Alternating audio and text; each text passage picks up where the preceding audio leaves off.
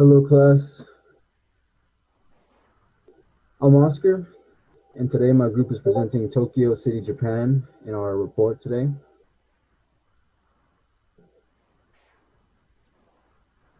For this presentation, what we're going to cover is pretty much what you need to know or what is important to know if you're trying to get through Japan in a professional and business capacity.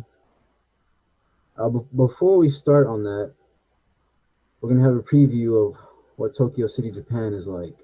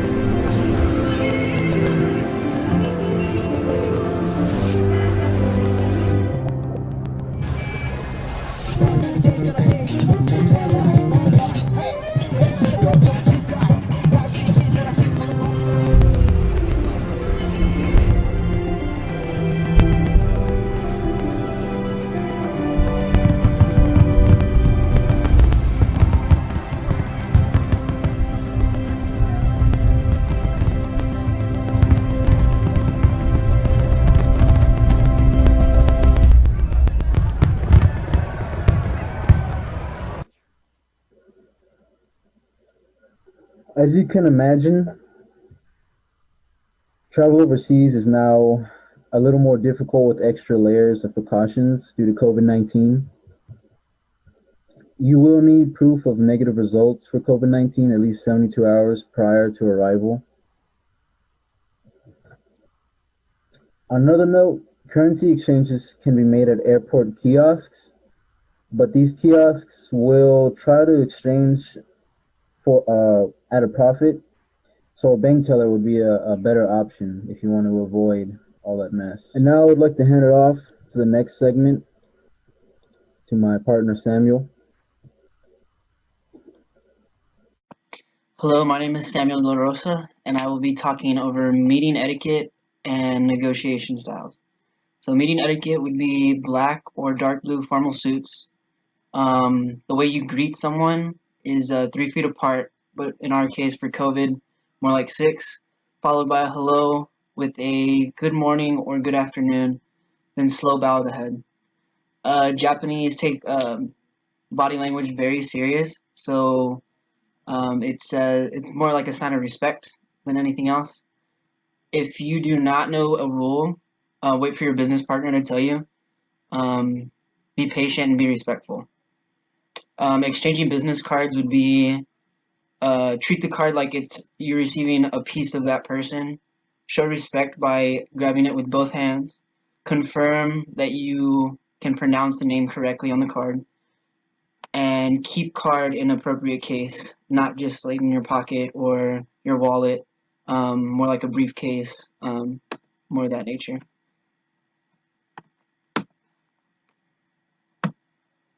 The negotiation style, non-individualistic, impersonal, and unemotional, meaning that they do more of a team type of negotiation. A senior staff member will be present for tactics. Japanese also dislike bold use of power, so being more on the respectful side. Japanese usually negotiate in teams, like I said earlier, non-individualistic. They are very cautious and won't be rushed. They like to make business moves very stealthily and smart. The decisions that they make are usually long term. Once a decision is made, negotiating teams expect quick action, meaning that as soon as a decision is made, they're going to start moving on plans and put them into place as soon as possible. It is important to show interest in business whenever you are talking to them. Taking notes and asking about the company or projects is very helpful. Yes. Negotiating. Like anywhere, first impressions are extremely important. Be sure to always be respectful and look towards building a long term relationship. In Japan, being introduced to Japanese executives is often an excellent way to smoothen the first steps and start conducting business on a positive note. Before negotiating, to help break the ice, feel free to chat about Japan and the Japanese culture. A tip for you would be that silence can be used either for avoiding to have to say no, but it can also mean that your counterparts are just carefully thinking and weighing the different options. Do not try to break these periods of silence. Politely wait for the other party to talk again. Japanese have a proverb. I might say this wrong.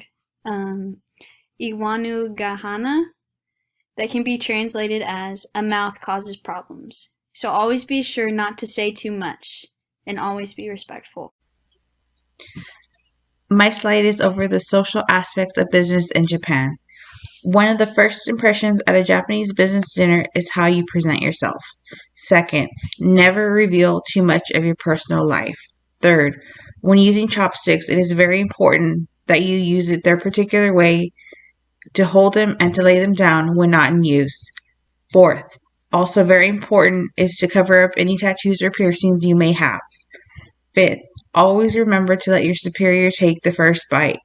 And lastly, stay alert, and staying as graceful as possible can be a very valuable tool when taking part in a business dinner in Japan.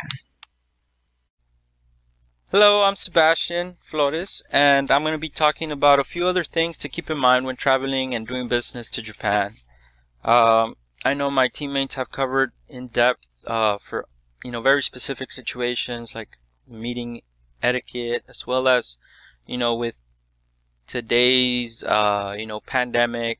It is very important to kind of go over procedures when traveling.